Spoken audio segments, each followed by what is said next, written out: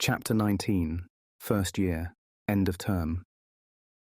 Remus would never tell anyone, but he really enjoyed the Hogwarts exam period.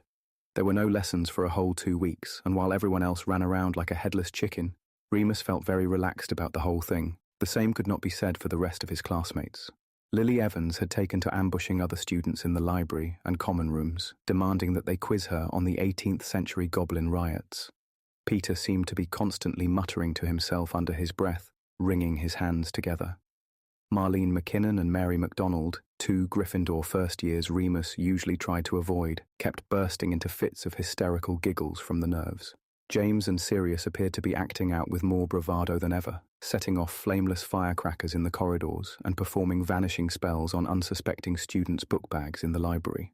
Remus couldn't tell if the two of them were just responding to the general atmosphere of anxiety or whether they were expelling their own nervous energy. The older students had no sympathy for their younger counterparts. Frank Longbottom gave out more detentions during the last week of term than he had all year, and even threatened to take 50 points from Gryffindor if James and Sirius didn't stop levitating inkwells in the common room. Remus felt that they had got off easy. Bellatrix Black actually cursed half of the Slytherins one evening for talking too loudly while she studied for her NEWTs. They couldn't speak for 3 days. Madame Pomfrey had to grow their tongues back. Their first exam was Charms, which had Remus off to a good start. All they had to do was bewitch a coconut to dance an Irish jig, which he privately thought was very easy. He, James and Sirius managed without a problem, though Peter's coconut at first refused to move at all, then lost control once it finally got going and ended up spinning off the desk, smashing all over the flagstones. Transfiguration went almost as well, though it was a trickier subject. Their task was to turn a stag beetle into a pepper shaker. Sirius completed this in minutes, barely concealing his pride as McGonagall commented that it was the best example of small-scale transfiguration she'd ever seen from a first year. Remus's shaker wasn't too bad, though it was still shiny and black, whereas Sirius had somehow managed to make his glass. James attempted porcelain and seemed to have done well until McGonagall tried to shake some pepper out of it, and it spread its wings and flew out of the window, causing Marlene and Mary to shriek. Peter's pepper pot still had legs and antlers, even after an hour. Herbology and history of magic were both written exams. Remus surprised himself by writing the longest history essay in the class. He had to ask Peter, sitting next to him, for extra parchment. Apparently there was plenty to be said about the Goblin riots after all. Potions was easier than he expected. They had to brew a cure for warts from memory. Having a very good memory from years of practice, Remus knew he had all of the ingredients and quantities right, even if his preparation skills were lacking precision.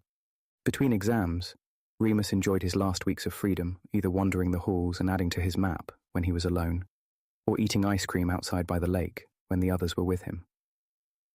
He'd recently found a corridor that smelled vaguely of chocolate but couldn't work out what that meant.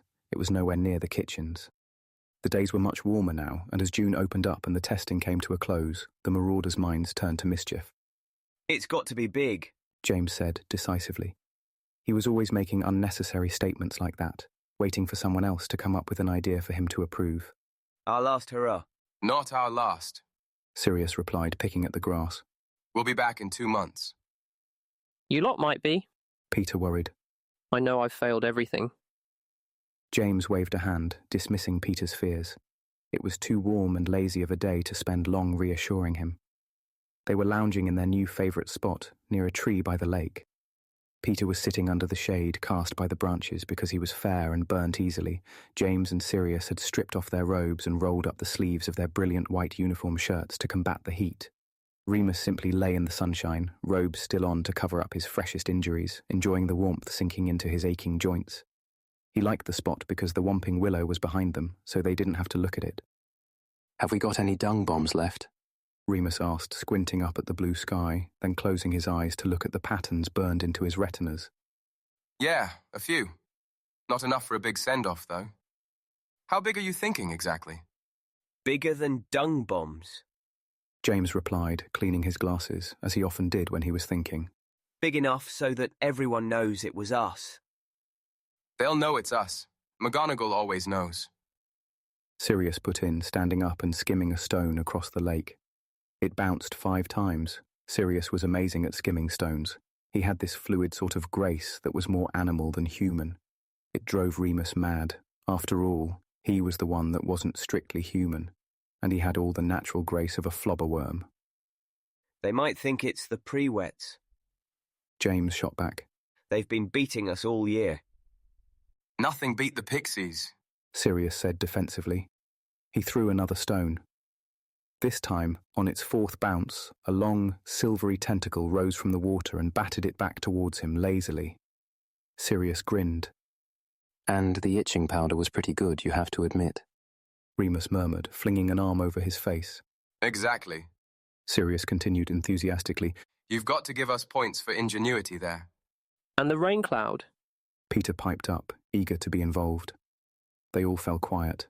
Remus sat up. They hadn't talked about that incident at all since January.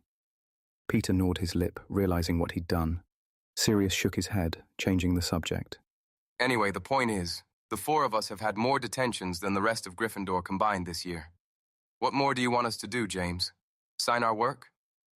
He pulled back his arm to throw the stone back into the lake, but James leapt up and grabbed his shoulder, causing him to drop it. Sirius. Oi! Sirius frowned, annoyed. What are you playing at?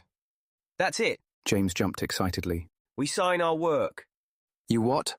Remus squinted at both of them. He wished he hadn't stared at the sun for so long. His eyes were fogged over, and he was starting to get a headache. Sign our work. James repeated, as if he was making perfect sense and they were all too thick to get it. He sighed, impatient. We put our mark on Hogwarts, literally. Are you talking about defacing school property, Potter? Sirius arched a dark eyebrow, joy written all over his face. I might just be Black. James wiggled his own eyebrows in return. He couldn't raise just one, like Sirius could. Well, I say, old man. Sirius grinned, adopting an even more plummy, aristocratic accent than usual. What do you say, old bean? I say it's a simply ripping idea. Oh, spiffing. Good show. Rather. They both dissolved into giggles, falling on the ground and wrestling. Remus and Peter shared a look. This sort of thing was happening more and more. James and Sirius would get caught up in one of their own plays and leave the others behind. Remus stood and went over to sit with Peter. Any idea what they're on about? He asked the smaller boy. Peter was red in the face, his forehead creased. He was clearly thinking deeply. They want us to write our names somewhere, on the walls. He said, slowly. What? Remus asked. Like, carve it into the stone or something. That's a bit permanent, innit? Sirius and James continued wrestling. James was larger and usually had the upper hand, but Sirius fought dirty. It's all I can think of. Peter shrugged. James says he wants it big. The walls are the biggest. Oh. He jumped up. Lads. He squeaked. I've had an idea. Blimey. James and Sirius stopped at once. James had Sirius in a headlock, and Sirius's ankle was just inching around James, ready to yank and topple them both. Are you feeling okay, Pettigrew? The lawn. Peter continued, pacing as he thought out loud. It's the biggest canvas, and it wouldn't have to be permanent. It could be, if we used a quick grow potion. Remus sighed deeply. Why wasn't anyone making any sense today? And so it was down to James's desire for notoriety, and Peter's desperation to prove himself, that all four of them found themselves back out in the grounds after dark on the last day of term. They'd had 2 weeks to plan it, hoarding supplies from the greenhouse and learning various colour-changing incantations. In the meantime, they learnt that they had all passed their exams, even Peter.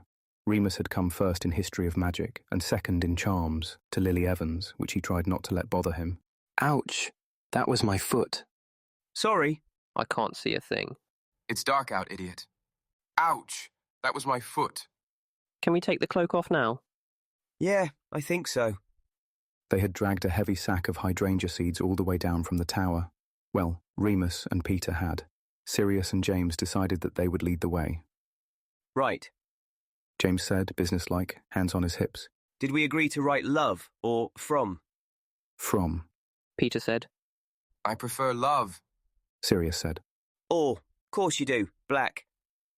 James ruffled his hair playfully, causing Sirius to duck and pull a face. Love it is then. Come on, gentlemen, to work.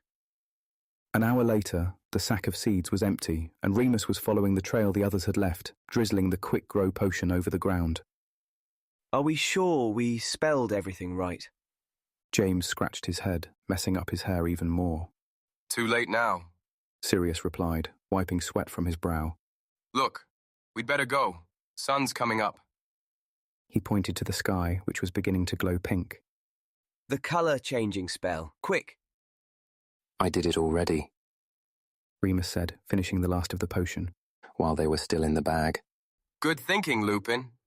Sirius slapped him on the shoulder. Knew you were the logical one. Since when? Remus thought to himself. Let's not go in yet. James said. Look, we can watch the sun rise. Merlin, Sirius laughed. you big poof. They did watch, though, in awe as the glowing orange sun slowly climbed over the horizon, flooding the Great Lake with golden sparks, then paling as it rose higher into the parchment-coloured sky. Next year'll be even better, lads. James grinned, his glasses reflecting the new sun as he threw an arm each around Peter and Sirius.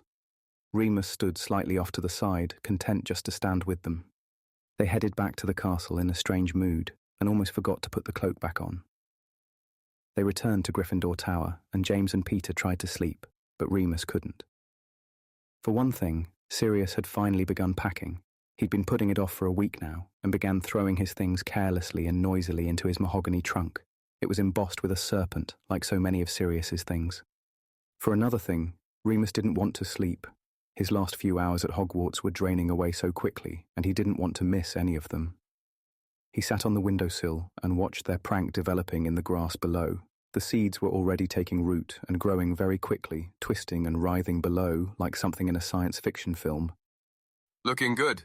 Sirius said, coming over to look. He'd apparently finished packing, though his trunk didn't look like it would close properly. Still think it should have been was, not where, Remus said. Bad grammar, Lupin. Sirius yawned. Couldn't have lived with myself. He stretched sleepily and backed onto Remus's bed, which happened to be nearest, curling up to sleep. Remus looked at him for a while from his window ledge. With his eyes closed, in the gentle dawn light, Sirius seemed softer, younger. Remus had spent the whole year in awe of him and James. How invincible they were, how daring. But they were all just kids together, really. And no matter how big their final prank was, it wouldn't stop the train coming for them tomorrow, to take Remus back to St. Edmunds and Sirius back to wherever it was he lived, a house where the portraits shouted at him and his family didn't care that he had come top in Transfiguration. He looked out of the window again, pressing his forehead to the cool glass and sighing deeply. It was a really good prank. They all ought to be proud. McGonagall would throw a fit. Dumbledore would probably like it. There was no need to feel so gloomy. It was only 2 months. 50 feet below, the hydrangeas finally bloomed and Remus's heart skipped a beat.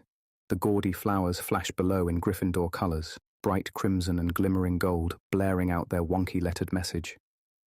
The marauders were here,